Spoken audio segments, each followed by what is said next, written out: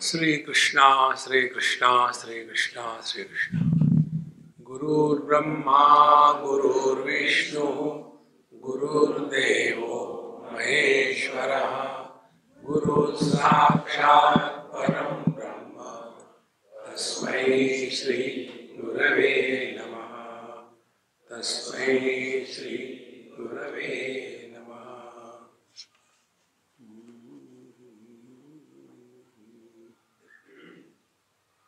सार्धं केन च कस्यार्धं शिवयो समरूपिणोः ज्ञातुं न शक्यते लग्नम् इति द्वैतच्छलान्मोः। द्वैत होते हुए भी द्वैत नहीं है, ये सिद्धांत है ज्ञानेश्वर महाराज का। द्वैत में रहते हुए भी अद्वैत की हानि नहीं होने देना, इसको कहते हैं अध्यात्म की साधना। रिपीट करते हैं, द्वैत में रहते हुए भी अद्वैत की हानि नहीं होने देना। पति पत्नी द्वैत में है, तुम्हारे घर में ऐसी सिखाते क्या? पति उवाच, नहीं इससे अच्छा सिखाते। पत्नी उवाच, द्वैत। लेकिन दोनों एक दूसरे को पूरक है। पूरक है माने नहले पर दहला, फिर भी रहते इकट्ठे हैं। देखो, बुढ़ापे में पति पत्नी जो साथ रहते हैं ना, वो प्यार के कारण नहीं रहते, उनका प्यार पूरा ड्राई हो चुका है। अब प्यार पूरा कुछ नहीं होता, इसलिए रहते कि इससे बढ़िया और क्या हो सकता है। It is easier to deal with the known enemy than to deal with the unknown friend. तो द्वैत में रहते हुए भी अद्वैत की हानि नहीं होना, और ये अपना अनुभव है। दांत और होठ अलग अलग है, द्वैत है, लेकिन अद्वैत की हानि नहीं है। देखो, तो यहाँ कहते हैं सार्धम केन च कस्यार्धं शिवयो समरूपिणोः ज्ञातुं न शक्यते लग्नम् इति द्वैत छलान्मोः। द्वैत छल माने दिखने के लिए द्वैत है, लेकिन असल में अद्वैत ही है। यही सिद्धांत होता है शादी का। शादी का गणित बड़ा विचित्र होता है। एक और एक, दो भी नहीं होते, 11 भी नहीं होता। एक और एक ही होता है। एक पति पत्नी मुझे मिले 15 साल के बाद, स्वामी जी आप हमारे शादी में आए थे। बोला मुझे याद है। झूठ तो बोलना मुझे आता ही है, याद है। और आपने हमको बताया था, उपदेश किया था कि शादी के बाद एक हो जाते हैं। हाँ बिल्कुल ठीक बात है। फिर बोले उसी के कारण हमें झगड़ा हो रहा है। क्यों? विच वन, पति या पत्नी? देखो, तो यह जो अद्वैत में निवास करने वाले हैं, वो इस द्वैत के जगत में रहते हुए भी कभी दुखी नहीं होते।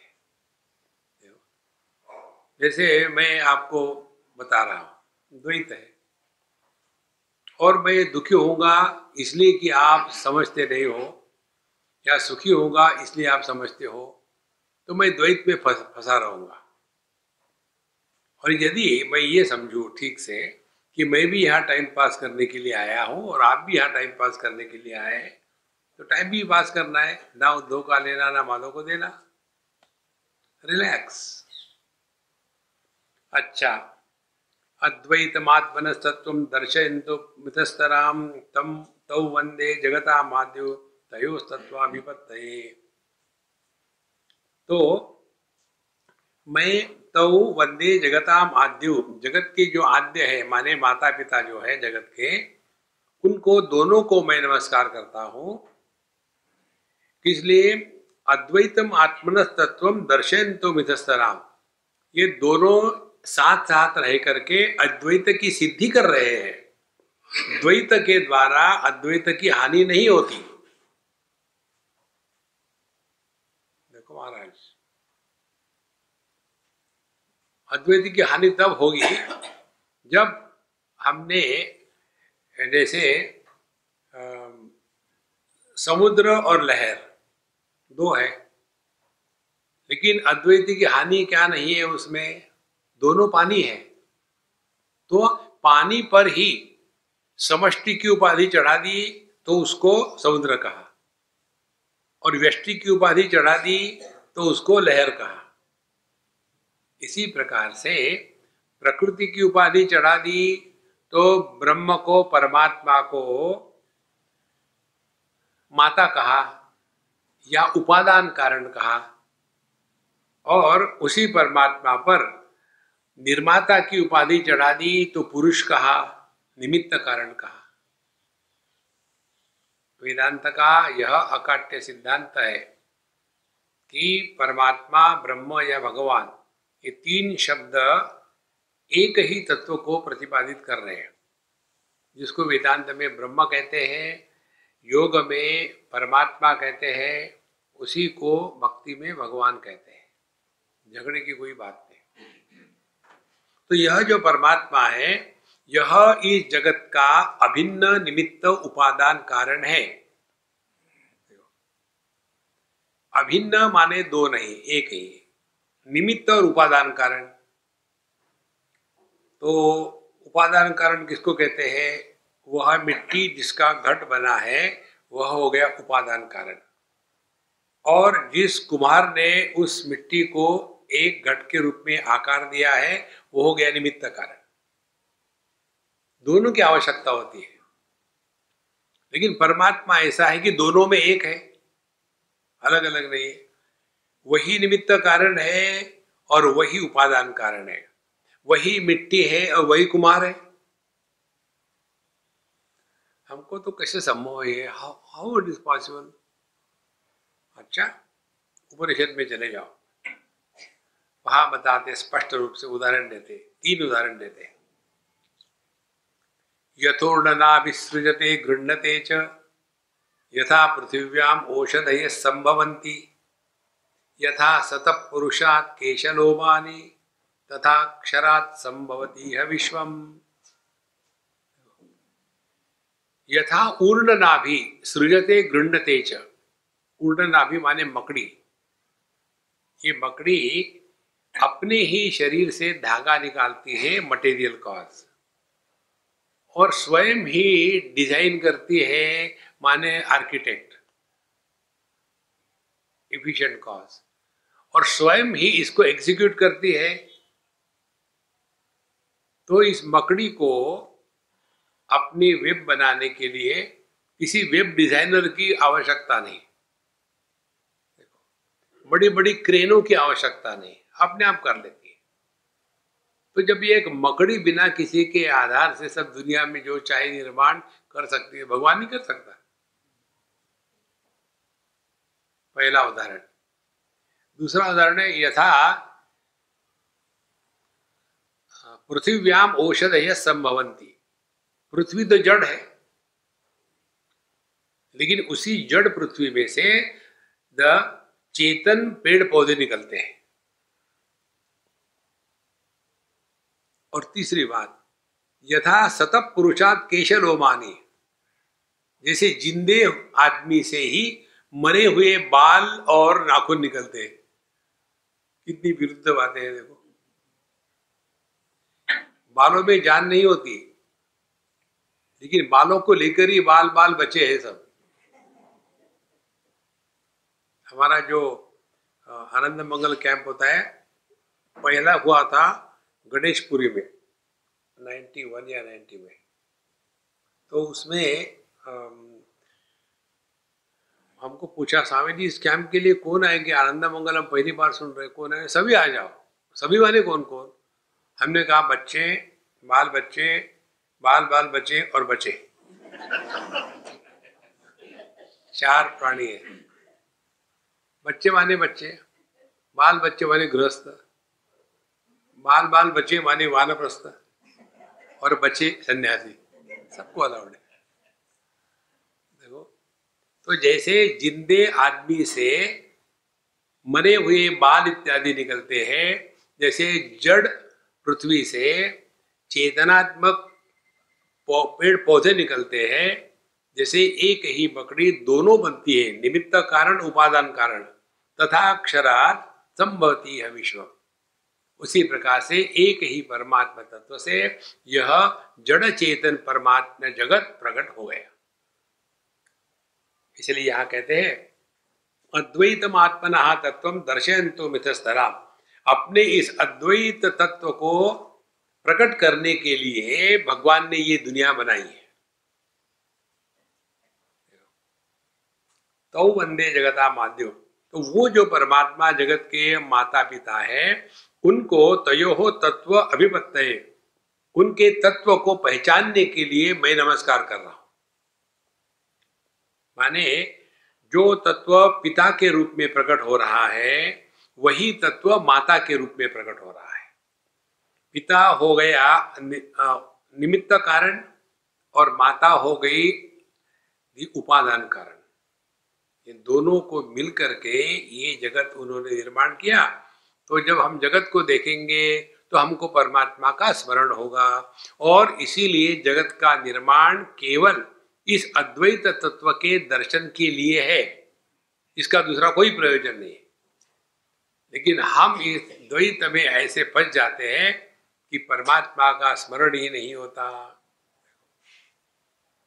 तो इस परमात्मा के स्वरूप को, तत्व को जानने के लिए हम इन दोनों के प्रति समर्पण करते हैं, नमस्कार करते हैं। अब देखो, निमित्त कारण और उपादान कारण, इन दोनों को नमस्कार करना माने क्या? आजकल के तारीख में जगत के निर्माता माता पिता कौन है मालूम है आपको? शिव शक्ति नहीं है। पिताजी का नाम है गूगल और माता का नाम है अमेजॉन। कुछ भी पूछो गूगल बता देता है, नहीं पूछो तो भी बता देता है, और जो भी चाहिए amazon.com आ गया घर में। तो ये माता पिता जो है, इनका तत्व क्या है? इस तत्व को पहचानने के लिए हमको इस जगत में भेजा है। देखो, अच्छा, अब ये तत्व क्या है? तत्व की बात करते हैं। मूलायाग्राय मध्याय मूल मध्याग्र मूर्तये क्षीणाग्र मूल मध्याय नव पूर्णाय शंभवे। कितना सुंदर लिखा है। मूलाय, अग्राय, मध्याय, देखो, और मूल मध्याग्र मूर्तये, जो इस जगत का मूल है, जो सबसे पहला है, वही मध्य है। यही मूल मध्य अग्र सब का सब होते हुए भी जिसमें आदि मध्य अंत नहीं है, उसको हम नमस्कार करते हैं। माने आदि मध्य और अंत ये केवल काल्पनिक है, वास्तविक नहीं है। हम ही कल्पना करते हैं, और कल्पना करके कहते हैं, जैसे हमारी कल्पना कैसी गलत प्रकार की होती है। जब हम कहते हैं भगवान 3 कालों के परे है, माने हमने क्या कर लिया? काल को अस्तित्व प्रकट किया, काल को सत्य माना। और हमारे लिए काल क्या है? भूत, वर्तमान, भविष्य। ये तो काल का नाप है, काल नहीं है। लेकिन हमने काल के नाप को ही काल कह दिया। काल की असली बात भगवान कृष्ण 11वें अध्याय में कहते हैं, कालोस्मि लोक क्षयकृत प्रवृद्ध, मैं संपूर्ण जगत का नाश करने के लिए प्रकट हो गया हूं। अब देखो, कोई भी बीज जमीन में डाल दो तो उसका फूलना, फिर फट जाना, फिर उसमें से पेड़ निकलना, फिर पत्ते आना, फिर डालियां आना, फिर फूल आना, फिर फल आना, फिर फल का बढ़ना, फिर फल सड़ के नीचे गिर जाना। ये कौन कर रहा है? ये जिस शक्ति के कारण सब परिवर्तन हो रहे हैं, लेकिन जो किसी परिवर्तन से प्रभावित नहीं होती, वह तत्व काल है। लेकिन जब हम कहते हैं कि भगवान तीनों कालों के परे है, माने हमने तीन कालों को सत्य माना है। कैसे सत्य मानते हैं? एक बार वृंदावन में हमको किसी ने पूछा, स्वामी जी आपने पढ़ा होगा, हर जगह लिखा रहता है सत्य युग आएगा, जय गुरुदेव, आप विश्वास करते इस पर? हमने कहा उसको मारो गोली, मेरे प्रश्न के उत्तर दो। क्या प्रश्न? ये है आज का दिन क्या है? बोले आज तो संडे है। अब मैं बोलता हूँ मंडे आएगा, जय गुरुदेव।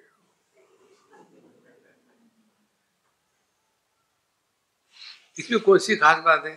संडे का मंडे ही चाहेगा ना। हाँ, अभी कौन सा युग चल रहा है? अभी इसका क्या प्रूफ है कलयुग चल रहा है? देखो, एक बच्चे ने मुझे पूछा कि स्वामी जी आप मुझे मदद करना किस चीज की।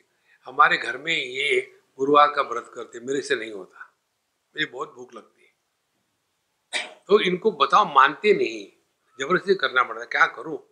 हमने कहा कंफ्यूज करो। कैसे?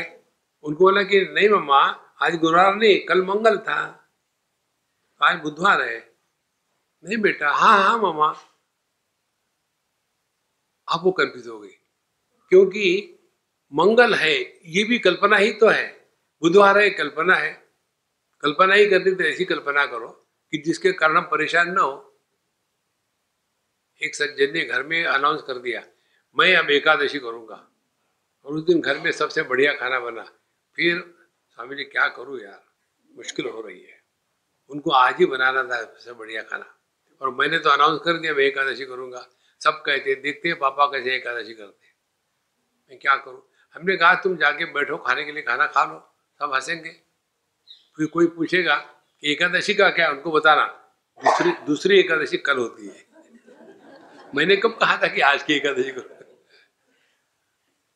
ये सब कल्पना का चक्कर है महाराज, इससे अपने आप को बचाओ। इसीलिए मूल मध्य अग्र, ये जो है प्रारंभ मध्य अंत, ये सब का सब केवल एक कल्पना मात्र है। अब मुझे बताओ, आकाश का मूल कहाँ है, मध्य कहाँ है और अंत कहाँ है?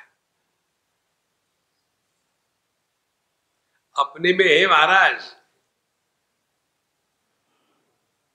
मन की ही एक कल्पना है ये। जब हम मन को लपेट के रख देते सिराने, उस समय हम कहां होते हैं? देश। क्या होते हैं? वस्तु। कब होते हैं? काल। तीनों देश काल वस्तु गायब। अब कहां गए वो? उसी को लेकर के पूरा जीवन बर्बाद हो रहा।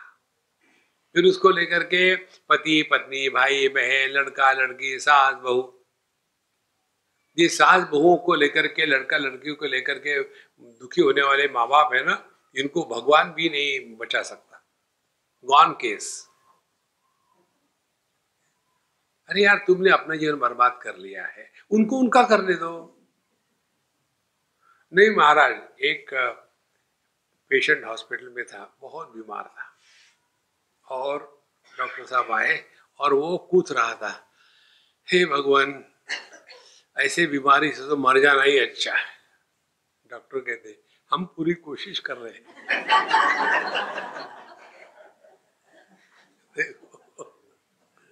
मरो। इसलिए क्षीणाग्र मूल मध्याय, और अपने में देखो तो इसमें मूल नहीं, मध्य नहीं, अंत नहीं, क्षीण हो गया है। इसीलिए ना तो हमको अपने जन्म का अनुभव है मूल, मध्य ना हमारे बढ़ने का अनुभव है, और अग्र अंत ना मरने का अनुभव है। यह जो अपना साक्षात अनुभव है, अब इसको क्या बताए? इतना सब सुनने के बाद भी वही आता है, स्वामी जी मेरा लड़का जो है ना, शुरू हो गया वही तमाशा। इसीलिए क्षीणाग्र मूलमध्याय नमः पूर्णाय शंभवे। तो यह जो शिव जी है, इनको नमस्कार करना माने अपने आप को मिटा देना। मृत्यु में जो रहता है वो परमात्मा है। हमारे नचिकेत महाराज मृत्यु के पास गए थे, उस पर भी प्रश्न, स्वामी जी ये नचिकेत मृत्यु के पास कैसा गया था?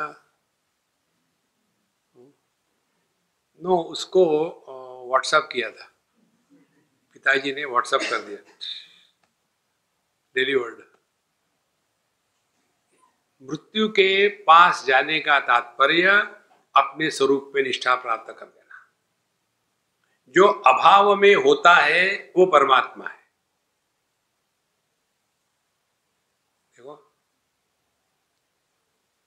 हमको तो भावात्मक ही अनुभूतियों का विशेष लगता है, लेकिन कोई भी भावात्मक अनुभूति अभाव के सिवा अपूर्ण होती है। जैसे शब्द भावात्मक है, शब्द का अभाव शांति है। बिना शांति के शब्द अनेक नहीं हो सकते। जैसे मैं बोल रहा हूं तो अनेक शब्द हैं, तो ये अनेक इसलिए हो गए कि दो शब्दों के बीच में शब्द का अभाव है। और यदि मैं एक ही लंबी तान मार दूं, ओ,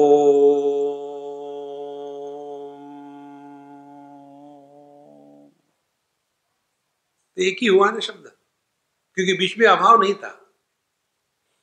तो जो शब्द को भी प्रकाशित करता है और शब्द के अभाव को भी प्रकाशित करता है, इन दोनों के परे है ना।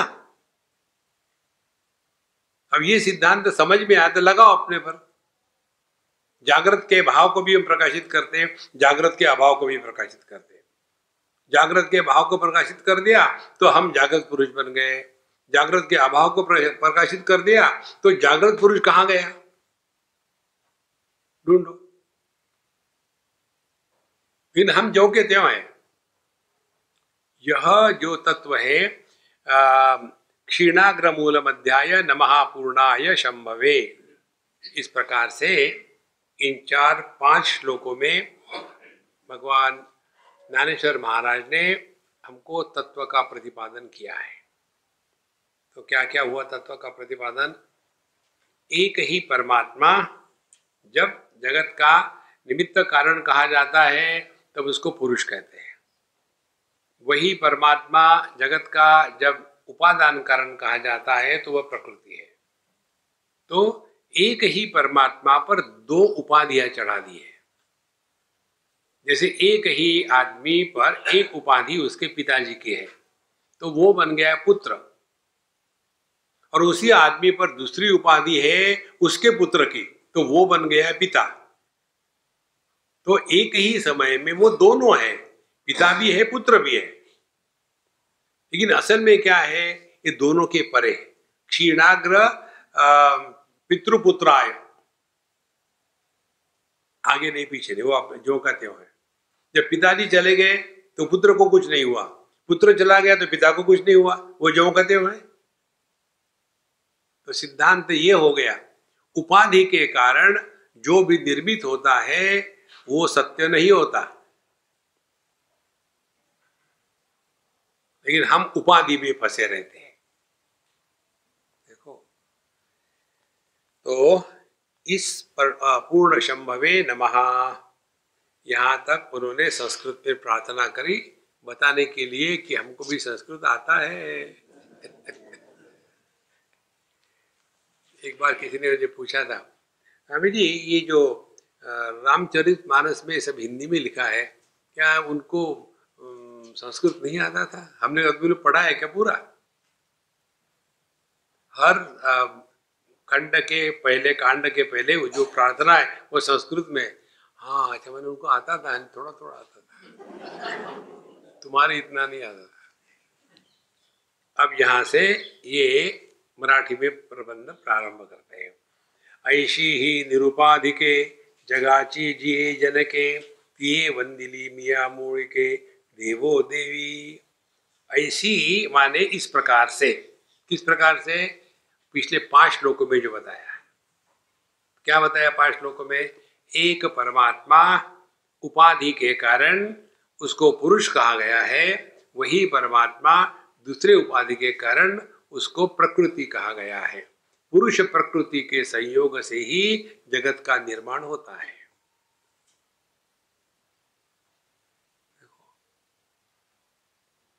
तो पहले प्रकृति को जीतना पड़ता है, फिर पुरुष के प्रति समर्पित होना पड़ता है, तब जाकर के हम पुरुष प्रकृति के परे परमात्मा में समर्पित हो जाते हैं। तो ऐसी ही निरुपाधिके, अब दूसरा महत्व का शब्द निरुपाधिके, ये एक दूसरे की उपाधि नहीं है। देखो, जैसे मैं पीएचडी हूं, तो पीएचडी क्या है? उपाधि। जिनको पीएचडी की उपाधि होती है ना, उनको आप डॉक्टर मत को तो बड़ा गुस्सा आता है। एक डॉक्टर राव थे, कहीं हम लोगों का कोई बड़ा फंक्शन था, उनका इंट्रोडक्शन करा दिया। अब मिस्टर राव जो ऑक्सफोर्ड से आए हैं वो बोलेंगे, एक्सक्यूज मी डॉक्टर राव, ओ सॉरी सॉरी डॉक्टर राव, वो मिस्टर नहीं है, डॉक्टर राव। और बोलने वाले ने सहज बोल दिया। कितनी उपाधि है देखो, इस उपाधि को लेकर ही फंसे हैं सब के सब। तो निरुपाधि के, तो तात्पर्य क्या हो गया? पुरुष और प्रकृति ये एक दूसरे की उपाधि तब बनेंगे जब ये एक दूसरे के सिवा रह सकते हैं। देखो, पति पत्नी ये एक दूसरे की उपाधि नहीं है, क्योंकि यदि पुरुष नहीं होगा तो दोनों नहीं रहेंगे, और वही पुरुष, तो पुरुष की परमात्मा की सत्ता को पुरुष कहते हैं और परमात्मा की शक्ति को प्रकृति कहते हैं। देखो, इसीलिए निरुपाधि के उपाधि का त्याग किया जा सकता है। पुरुष प्रकृति ये एक दूसरे से अलग होकर के नहीं रहते, क्योंकि दोनों की एक ही सत्ता है। तो जब एक ही सत्ता है तो अलग कैसे करेंगे? देखो, उसको ऐसा समझ लो, आकाश की पूर्व पश्चिम उत्तर दक्षिण यह स्थिति उपाधियों के कारण हो गई। तो यदि आप जिस उपाधि के कारण पूर्व पश्चिम उत्तर दक्षिण निर्माण हुआ है, उस उपाधि को हटा दो, तो कैसे हटा दो? आप सूर्य और पृथ्वी इसके रिश्ते से दूर निकल जाओ, तो फिर वो पूर्व पश्चिम है कि उत्तर दक्षिण है? क्योंकि आकाश में ये उपाधि चढ़ाई भी जा सकती है, निकाली भी जा सकती है। देखो, इसी प्रकार से पुरुष और प्रकृति ये उपाधि निकाली भी नहीं और चढ़ाने भी नहीं, दोनों एक ही है। इसीलिए जैसे अग्नि की उष्णता ये उपाधि नहीं है, ये इसका धर्म है। चीनी की मिठास ये उपाधि नहीं है, ये इसका धर्म है। यदि चीनी में से मिठास निकाल दो तो उसको यूरिया कहेंगे, चीनी नहीं कहेंगे। इसीलिए ऐसी ही निरुपाधि के जगाची जिए जनके, और इसलिए दुनिया के ये दो माता पिता है, दोनों से ही जगत चलता है, एक से नहीं चल सकता। जयाची जिए जनके ती मंदिली मिया मूल के देवो देवी। तो पहले मैंने इन पहले 5 श्लोकों में मैंने इन दोनों को, देवो देवी, पुरुष और प्रकृति, इन दोनों को मैंने नमस्कार किया, मैंने प्रणाम किया। अब इन दोनों को नमस्कार करना प्रणाम करना, इसका स्पष्ट हमको समझना चाहिए। देवी को नमस्कार करना माने प्रकृति का आदर करना। प्रकृति का आदर करना माने हमारा जीवन भोग प्रधान न होकर के सेवा प्रधान होवे,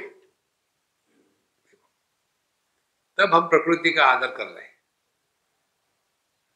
और पुरुष का आदर करना, इसका तात्पर्य ये है कि हम अपने स्वरूप में निष्ठावान होने के लिए प्रयत्नशील रहना। तो इसको 2 शब्दों में कहते हैं, विधि निषेध।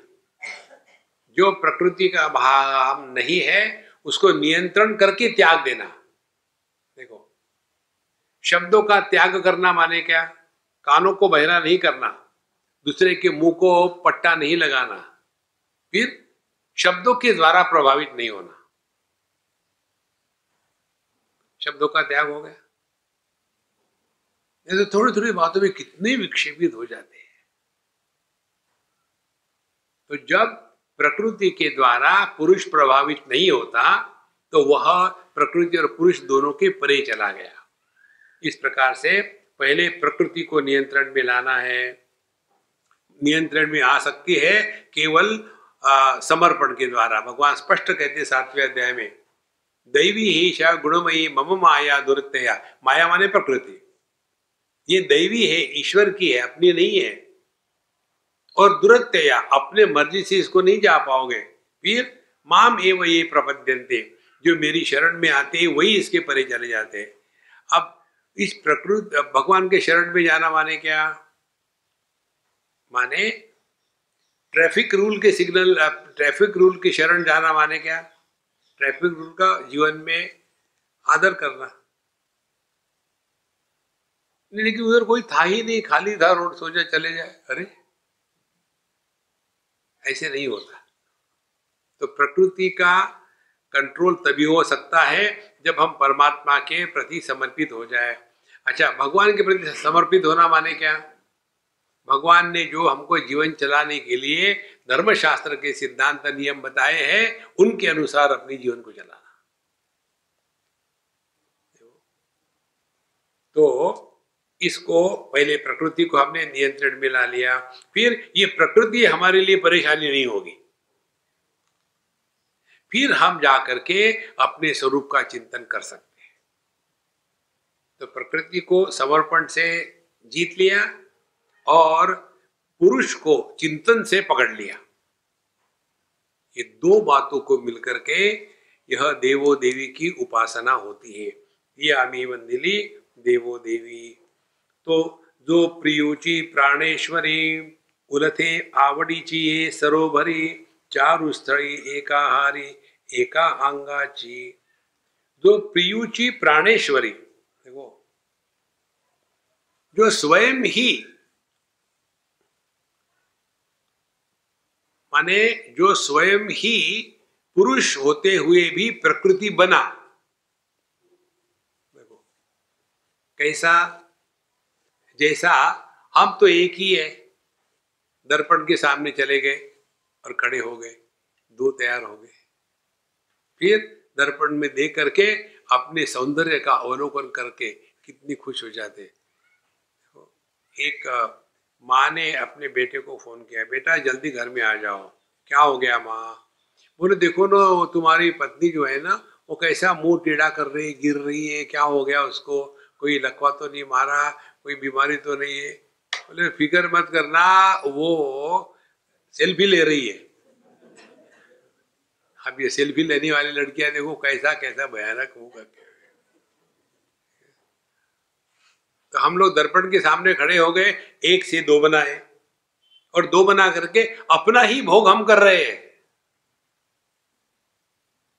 इसी प्रकार से परमात्मा ही प्रकृति बना और वो अपना ही भोग कर रहा है। कितना सुंदर विचार है। तो जो प्रियोची प्राणेश्वरी, जो प्रिय भी है और प्राणेश्वरी भी है, उलथे आवड़चिए सरोभरी। और फिर उन्होंने अपने आप को उल्टा किया। उल्टा किया माने अपने आप को दर्पण में देखने के जैसा उन्होंने अपने आप को अन्य के रूप में प्रकट किया। और आवड़चिए सरोभरी, क्योंकि वो एक दूसरों के प्रति बड़े ही आकर्षित थे। पुरुष और प्रकृति, इनका आकर्षण नैसर्गिक है, स्वाभाविक है, संपूर्ण सृष्टि में यही रहता है। लड़का जो होगा उसको माँ के प्रति आकर्षण होगा और लड़की जो होगी उसको पिता के प्रति आकर्षण होगा। ये स्वाभाविक है, ईश्वर की देन ये है। तो चारु स्थली एकाहारी, लेकिन ये दोनों के दोनों कहाँ है? पुरुष और प्रकृति दोनों के दोनों एक ही परब्रह्म में अध्यारोपित है। भगवद गीता के 15वें अध्याय का विषय जो है ना, वो यहां बता रहे हैं। द्वौ इमो पुरुषो लोके क्षरश्चाक्षर एव च क्षरः सर्वाणि भूतानि कूटस्थोक्षर उच्यते। उत्तम पुरुषः तु अन्यः परमात्मेत्युदाहृतः यो लोकत्रयमाविश्य बिभर्ति अव्यय ईश्वरः। यस्मात् क्षरमती तो हम अक्षरादपि उत्तमः अतोस्मि लोके वेदे च प्रतितः पुरुषोत्तमः। द्वौ इमौ पुरुषौ लोके, इस जगत में एक ही पुरुष दो प्रकार से प्रकट हो रहा है। इसका कई बार लोग ऐसा अर्थ करते हैं कि दुनिया में दो पुरुष हैं, दो पुरुष हो, ये इसका अर्थ नहीं है।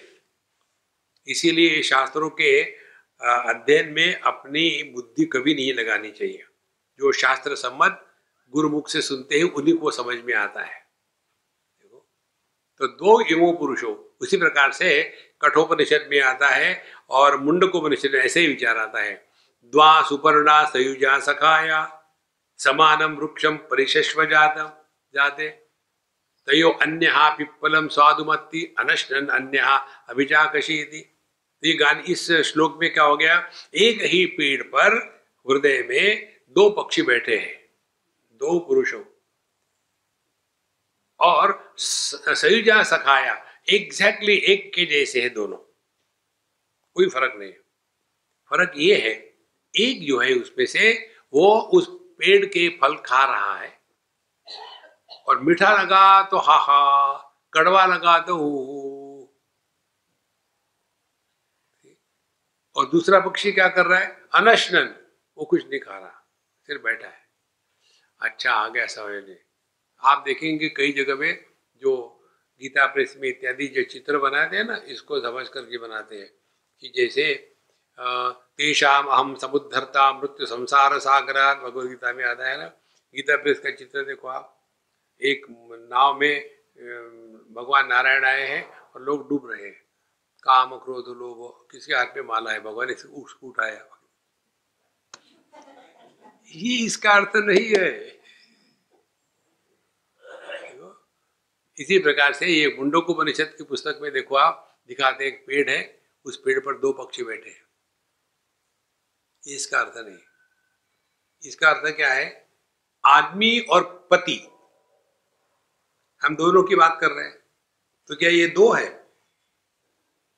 फिर उसमें एक पक्षी ऐसा है जो फल खा करके सुखी दुखी हो रहा है, दूसरा पक्षी ऐसा है जो फल खाता ही नहीं, माने पति सुखी दुखी हो रहा है, आदमी सुखी दुखी होता ही नहीं। तो आपको चॉइस है ना,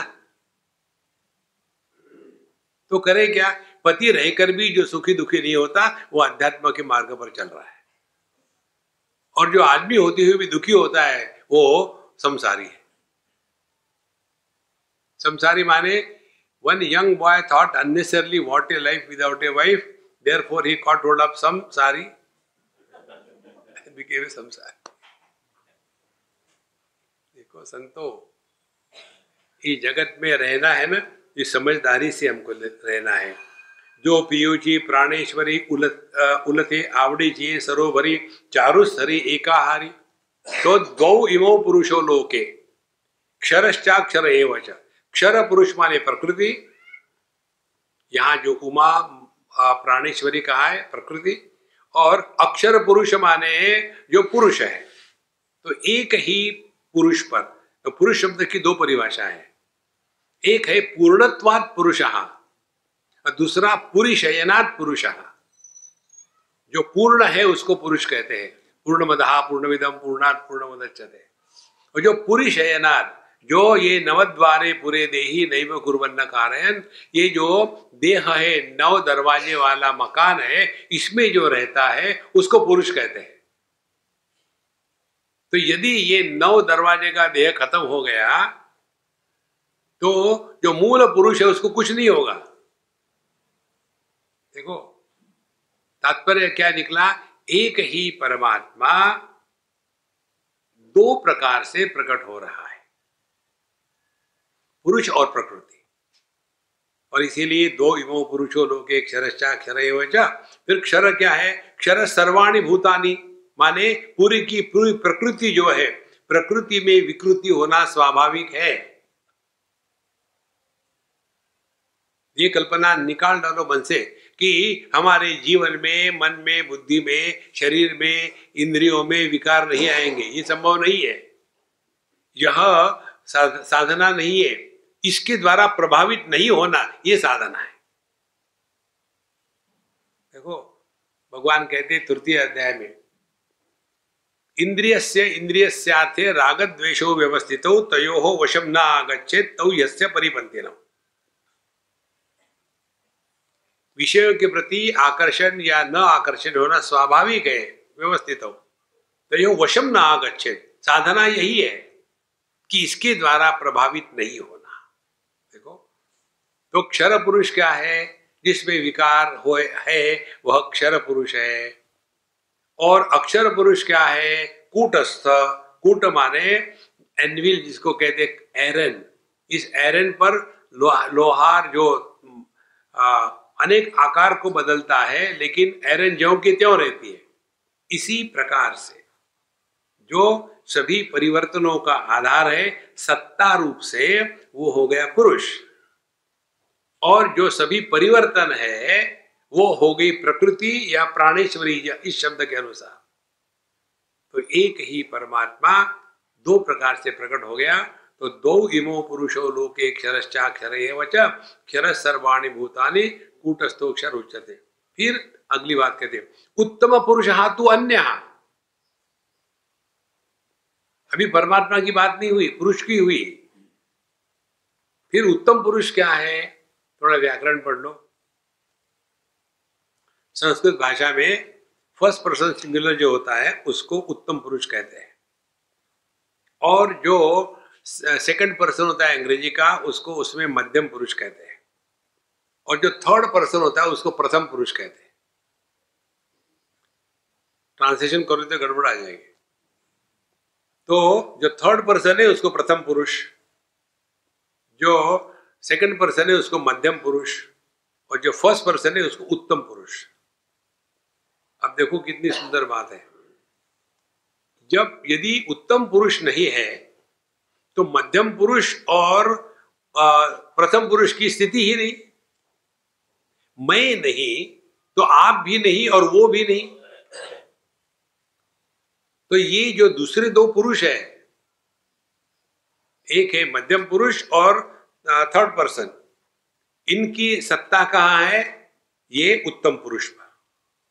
इसी प्रकार से एक ही परब्रह्म परमात्मा भगवान उपाधि के कारण, और उपाधियां दो प्रकार की हो गई, एक क्षर उपाधि है और एक अक्षर कूटस्थ उपाधि है। तो क्षर माने परिवर्तनशील और कूटस्थ माने जो सभी परिवर्तनों का आधार है। अब ये अपना जीवन नहीं क्या, अपनी ही बात हो रही। अब ये दोनों का जो आधार है, उत्तम पुरुष तू अन्य, हम इससे अन्य है। देखो उसको कहते हैं पुरुषोत्तम। और ये बताने के बाद आखिरी में जाकर भगवान कहते एवं बुद्ध्वा बुद्धिमान से। इस प्रकार से यदि आपकी समझ है, इस प्रकार से एक ही परमात्मा पुरुष और प्रकृति के रूप में प्रकट हो रहा है, इसमें पुरुष और प्रकृति औपाधिक कल्पित है, परमात्मा सत्य है, उसको पकड़ के रखो। कैसे पकड़ना है, बुद्ध्वा, केवल अपने आप को पहचानना मात्र है, करना कुछ नहीं है। इसलिए जब कहते हैं जो प्रियजु प्राणेश्वरी उलते आवड़े सरोवरी चारुस्तरी एकाहारी, तो यही अपना जो सच्चिदानंद सत्यम ज्ञानम अनंतम ब्रह्मा, यह जो है इसको यहाँ कहते चारुस्थली एकाहारी। यही सबसे, चारु माने सबसे पवित्र शुद्ध जो है ये परमात्मा है। तो और इसीलिए एकाहारी एका अंगाची, और इसीलिए वो दोनों के दोनों एक से ही निर्माण हो गए हैं उपाधि के कारण। जैसे एक ही आदमी से पुत्र निर्माण होता है, उसी आदमी से पति निर्माण होता है, उसी आदमी से पिता निर्माण होता है। तो जब पुत्र निर्माण हुआ पिताजी के उपाधि के कारण, क्या उसमें से कुछ बाहर निकला है? पति निर्माण हुआ शादी के बाद, तो क्या उसमें से कोई बाहर निकला है, पति ये पति है यार मैं नहीं हूं? नहीं, यह केवल काल्पनिक है, सत्य नहीं है। और ये कल्पना आवश्यक है व्यवहार के लिए। तो जो व्यावहारिक जीव है उनके लिए कल्पना को लेकर चलना है धर्म के अनुसार। जो प्रातिभाषिक जीव है वो सपने में भटकता रहेगा, और जो पारमार्थिक जीव है इनसे हट करके अब अपने स्वरूप के चिंतन में लगेगा। तो जैसे व्यावहारिक जीव के लिए प्रातिभाषिक माने स्वप्न के जीव के अच्छे बुरे विचारों का कोई मतलब नहीं है, इसी प्रकार से जो पारमार्थिक जीव होता है माने साधक, जो साधक है उसके लिए यह जो व्यावहारिक जीव है पति पत्नी भाई बहन माँ बाप, इनका कोई मतलब नहीं। देखो महाराज, ये है सत्य, इसको पकड़ के रखो। प्रियुची जो प्राणेश्वरी उलथे आवड़ची सरोभरी चारु स्थली एकाहारी एका अंगाची। तो सवाल ये आता है, ये इन्होंने ऐसा क्यों किया? अरे यार, अपनी मर्जी है। जहां आपने क्यों पूछना शुरू किया, आप बुद्धि में फंस गए। देखो, ये क्यों क्यों करके हम कैसा अपना सत्यानाश कर लेते हैं। एक बार कहीं हरियाणा की या पंजाब की बात है, बहुत पुरानी। तो उनके यहाँ मैं गया, तो उनके बच्चे के बारे में माँ बाप ने कंप्लेन करी। दूसरे लिए हम वॉकिंग कंप्लेन बॉक्स से कोई भी डाल दो। तो उसने कहा, स्वामी जी मेरा जो लड़का है पढ़ता नहीं है। हमने कहा अवधूत हो जाएगा, डोंट वरी। बोले नहीं नहीं नहीं नहीं, बिल्कुल नहीं पढ़ता, उसके उम्र के सब पढ़ते हैं। तो फिर हर एक माँ को अपने लड़के की बेवकूफ़ी बड़ी अच्छी लगती है, और वो उसके मूर्खता को ज्ञान कहते हैं। तो उसने कहा, ये मुझे ऐसे प्रश्न पूछता है जिसके मैं उत्तर दे ही नहीं सकती, और वो कहता है जब तक उत्तर नहीं दोगी तब तक मैं नहीं पढ़ूंगा। बहुत इंटेलिजेंट है। हमने कहा, जो इंटेलिजेंट होते प्रश्न पूछते नहीं, प्रश्न का उत्तर देते। जो बेवकूफ होते वो प्रश्न पूछते। तो बोले उन्होंने उसको बताओ ना, चलो लिखो ABCD। तो मैं जब बताती हूँ उसको तो एक ही प्रश्न पूछता है, ये ए ऐसा क्यों लिखते हैं? मेरे पास कोई उत्तर नहीं, अब क्या बताऊं, और इसलिए आगे बढ़ता नहीं हो। तो आपको मदद कर जरूर करूंगा, खाने के बाद मेरे पास भेज देना उसको, मैं मारूंगा नहीं उसको, डरना मत। मैं खाना खा के बढ़िया लेट गया, आजा बैठ जा। और बैठने के बाद मैंने कहा कि देखो मैं तुमको सिखाता हूँ ABCD, ठीक है? बोले हाँ ठीक है। ऐसा लिखते हैं ए। उसने अपना ट्रम्प कार्ड निकाला, ए ऐसा क्यों लिखते हैं? तो मैंने कहा, मेरा हाथ देखा? ये हाथ नीचे 2000 माइल्स पर माइक्रोसेकंड की स्पीड से आएगा और तुम्हारे थोपड़े पर कस के लगेगा। यदि ए ऐसा नहीं है तो, यदि ऐसा है तो ऐसा नहीं होगा। बोले ठीक है।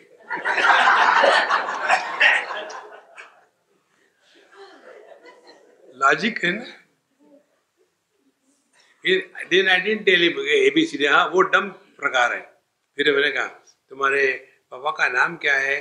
बोले राम है। देखो अब हम लोग का राम लिखेंगे, ये इसको R कहते हैं, और ए, अरे ए मैं भूल गया, अरे ये ऐसा है स्वामी जी, ऐसा है, वेरी गुड। ए और M राम, वेरी गुड। देखो अब इसकी प्रैक्टिस करो।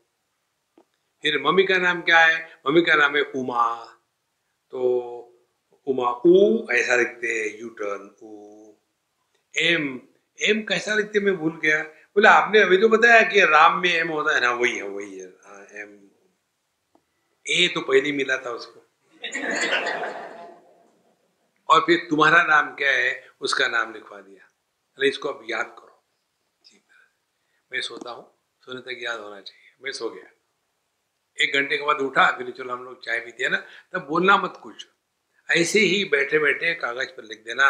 मम्मी पापा देखेंगे तो देखो क्या कहते हैं, मजा आएगा। फिर उसने शुरू कर दिया, हमारा पूरा ड्रामा तैयार हो गया। उसने राम लिखा, अरे तुमने मेरा नाम लिखा है? ऑफ कोर्स, मुझे सब कुछ आता है।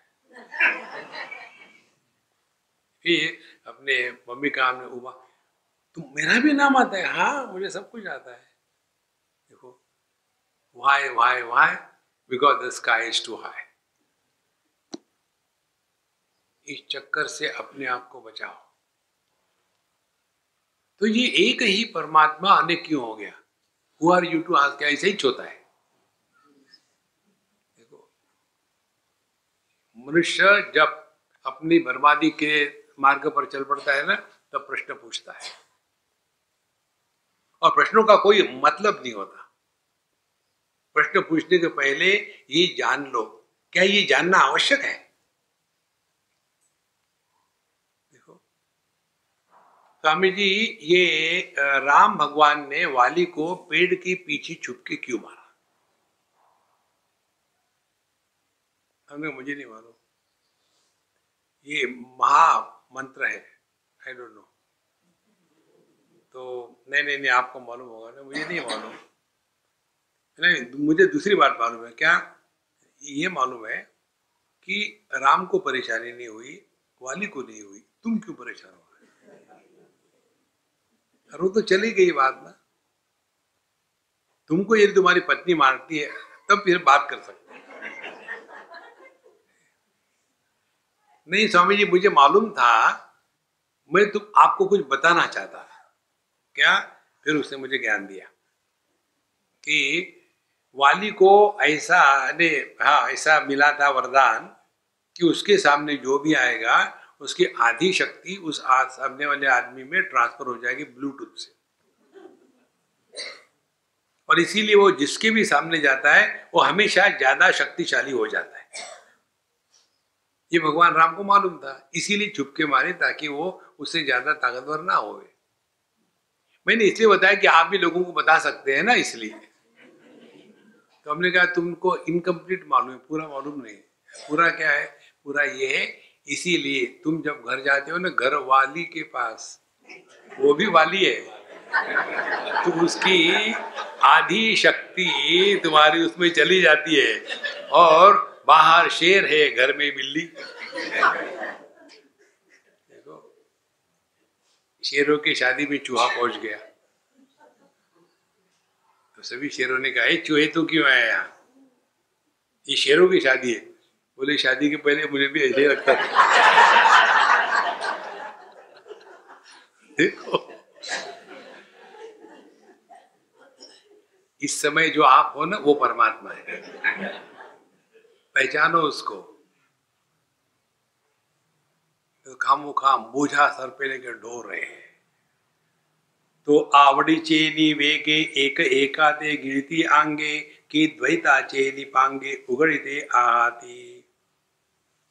आवड़ी चेनी वेगे, अब ये एक दूसरे के प्रति इतना आकर्षण हो जाता है, और आकर्षण में विशेषता हो जाती है। क्या?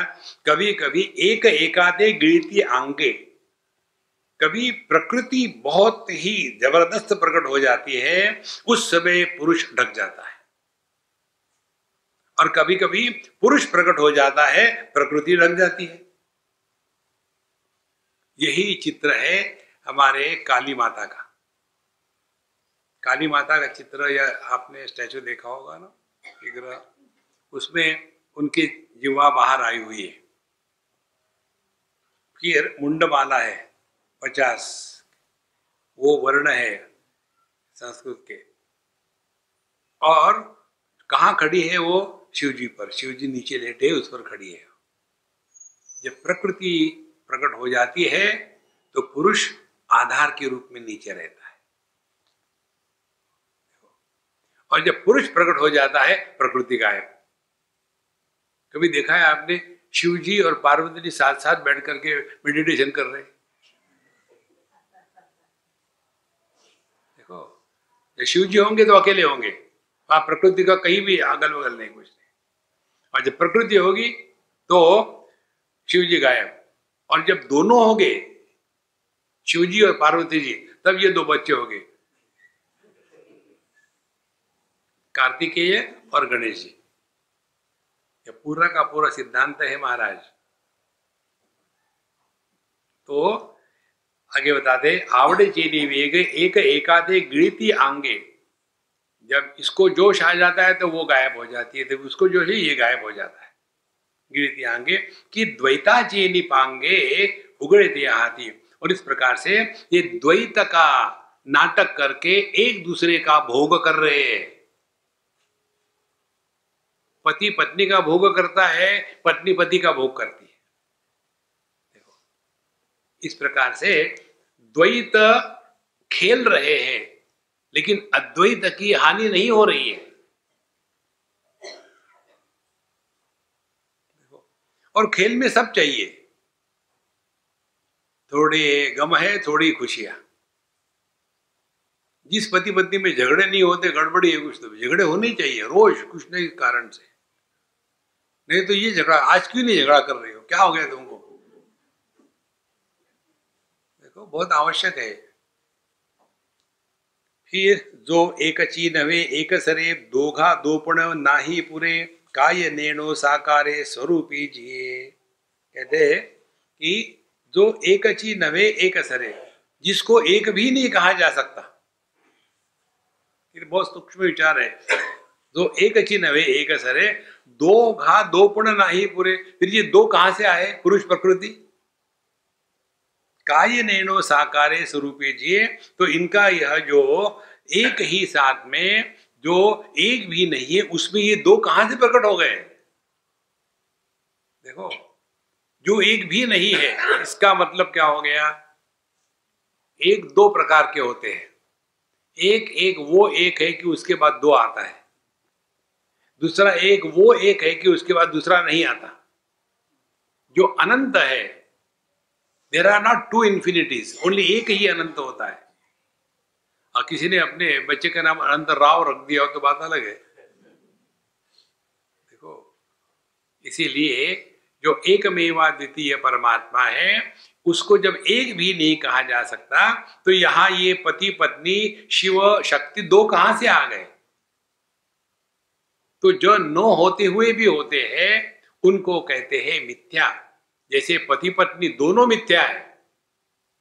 सत्य क्या है? पुरुष और प्रकृति, वो सत्य है।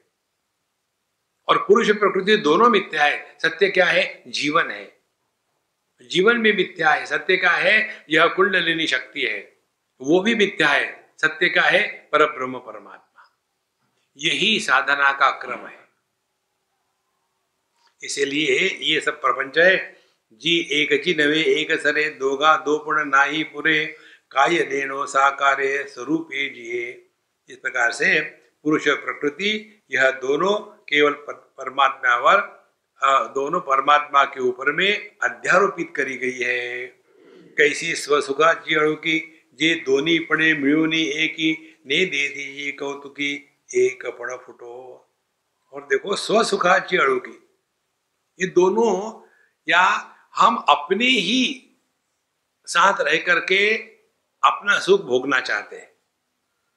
देखो कैसा, कई बार ये माताएं जब बनाती है कुछ खाने का, तो खाने का बनाया और फिर देखते कोई देख तो नहीं रहा, उठा करके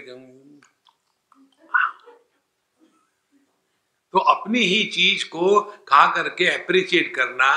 इसी प्रकार से परमात्मा अपने ही आनंद का भोग कर रहा है। देखो, तो कैसी स्वसुखाची अळुकी, ही अळुकी माने इच्छा करने वाला।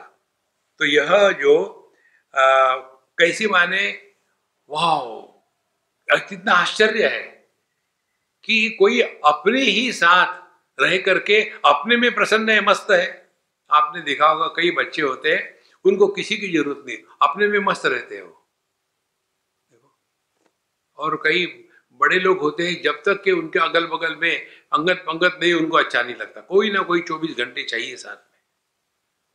इसीलिए जो एकांत में रहते हुए स्वसुखाची अळुकी, ये दोन्ही पणे मिळूनी एकी। और इसीलिए वो दो प्रकार से हो गए, पुरुष प्रकृति, और फिर एक हो गए।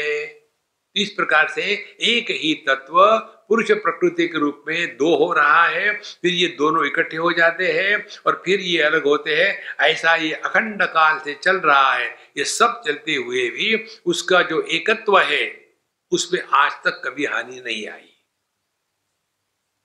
तात्पर्य क्या निकला? तात्पर्य यही निकला, उपाधि के कारण जितनी भी अनेकता होती है, वो अनेकता कुछ निर्माण नहीं करती है। जैसे एक आदमी ने 4 बार डाइवोर्स लिया, 4 बार शादी करी, तो 4 बार पति बना, तो उसको बोझा आया क्या? पहला पति जो था वही दूसरा पति बना, वही तीसरा पति बना, वही चौथा पति बना। अभी ये चौथा पति एक्सपीरियंस्ड है। देखो, पति नाम की कोई वस्तु हो तब ना। इसीलिए ने देती ची कौतुके एक अपना फुटो, तो ये द्वैत में रहते हुए भी एक दूसरे से साथ रहते हैं और भोग करते हैं, फिर भी एक जो का त्यों है। हाठा वो वरे वियोग भेड़े जे बाण जगा ये वड़े वियाली परी न मोड़े दोदुले पड़ा। अब यहाँ तक के होने के बाद अब दोनों में विचार शुरू होता है पति पत्नी में कि अब हमको बच्चा होना चाहिए। किस लिए बच्चा होना चाहिए? एक कितना 1 घंटा बोलना है ना। ओम पूर्णमदः पूर्णमिदं पूर्णात् पूर्णमुदच्यते पूर्णस्य पूर्णमादाय पूर्णमेवावशिष्यते। ओम शांति शांति शांति। हरि ओम। श्री गुरुभ्यो नमः।